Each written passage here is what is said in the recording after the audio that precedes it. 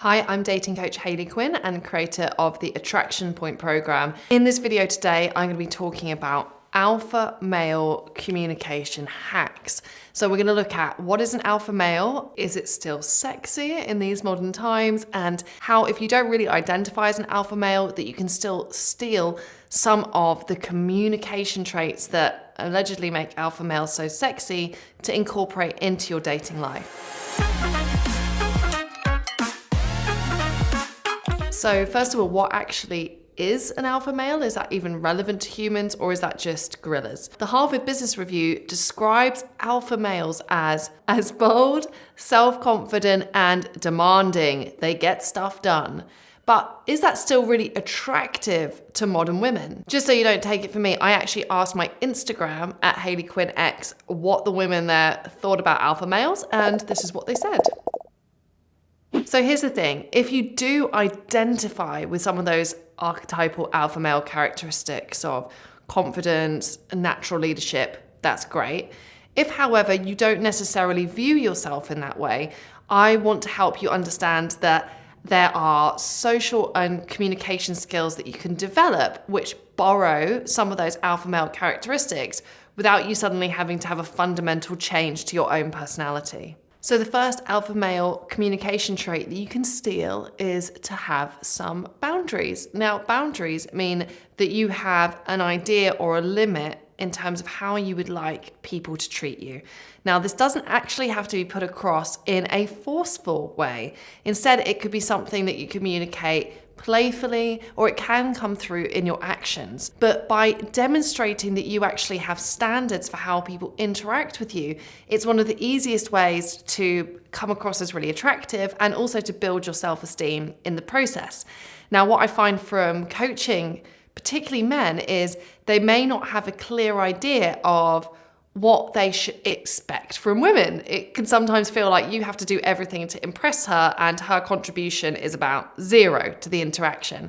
Now, that actually isn't the case, but to start to get better at raising your expectations for how women should interact with you and to start to communicate boundaries, you first need to know what your standards are. In order to do that, I've actually got a free cheat sheet for you, a little workbook on developing standards and boundaries. So to add to this exercise, you can head over to hayleyquinn.com/attraction and you will be able to get a hold of it there.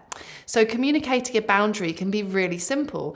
It can be if, for instance, she's constantly saying maybe she's free at some point later this week, but she isn't being definitive about that. It could just be saying, just so you know, that's the last time I'm asking, with a wink. It could be that you decide not to ask her out again. It could be that you say, look, hey, I know we're super busy, but everyone's got time for coffee. So let's try and make it happen. If not, that's cool. So whatever you're doing, you are, by being able to assert yourself slightly, it doesn't have to mean that you're like domineering or you're overwhelming or inconsiderate of others. It can just be learning to advocate for yourself slightly better and also approaching the whole interaction with a woman that it's not a case of you constantly having to change and do everything to try and get on a date with her, but that actually you need to have standards for what she contributes to the interaction as well. The second communication hack for how you can automatically borrow some of those like sexy alpha male characteristics is you can have a plan. A simple thing you can ask yourself is, how can I show leadership here? Or how can I be more accountable in this situation? Let's look at this through the context of date planning. Now, I understand that essentially when she goes on a date with you, it's to go on a date with you. It's not to be impressed by like some fancy restaurant or some nice wine. However, good date planning is a really easy way that you can demonstrate leadership and that you have a plan. So again, without having to constantly be chest beating alpha male, you can show her that you're able to take care of her and you're able to have leadership in some situations. So that could simply be saying, look, hey, if you've arranged to meet on the weekend, say, look, I'll message you on Friday with a plan. And then you don't even have to put across your plan in an overly boorish way. You can just say, so here's what I was thinking. How about we meet at X and then we head over to Y? I really like it there. Does that work for you? So again, you don't have to not allow her to have an opinion or check in with her that suits her, but just how you phrase it can really show leadership and that you have the ability, when it's the right moment, to take leadership and to be decisive and to be the man that has the plan. My third communication hack to borrow some of that alpha male style is actually to make your communication a little bit more brief. Just the simple things like the length and the structure of the messages that you send can do a lot to communicate things like confidence and how busy and purposeful the rest of your life is. Now, at the moment, you might be actually stressing yourself out when you get a message from her and thinking, oh man, I've got to write like the perfect message back to her. I don't have time to do it right now. Like, I better do it later when I can really think about this. And instead, I want you to apply the rule of half as long, twice as strong, which means that when you write in a message, you just think, actually, can I cut this down a bit? Is there a more succinct way I could express this? So rather than stressing out about how to create the perfect message, if you want to respond to her, you could just say, in back-to-back meetings right now, or hey, super busy at work right now, but I'll get back to you later.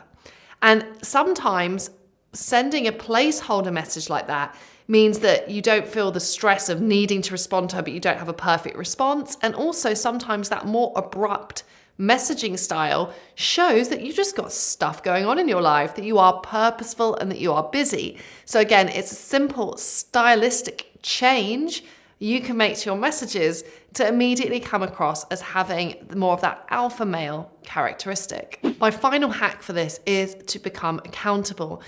Now, often you might find yourself holding back from taking action because you notice something's wrong. So for instance, you've been talking to a woman, but you've only been speaking to her for a few minutes and you have to go. And suddenly you think that actually, have you really built up enough here to ask for her number? Well, rather than not asking for her number under that scenario, it's usually better just to acknowledge what's going on and say, well, look, you know what? I wish I'd have had like 3 hours more to speak to you. And this may be moderately inappropriate, but I'd really like to get to know you better. So by verbalizing what's actually going on and being able to acknowledge that shows a lot of self-esteem. And again, it's a really powerful way of showing social awareness whilst also taking control of a social situation. So it's a subtle way that, again, you can borrow from that really confident, direct, and purposeful alpha male style of communication without really radically changing who you are. Now, if you'd like more hacks about how you could improve your communication to become more attractive, head over to hayleyquinn.com/attraction. The link is beneath this video.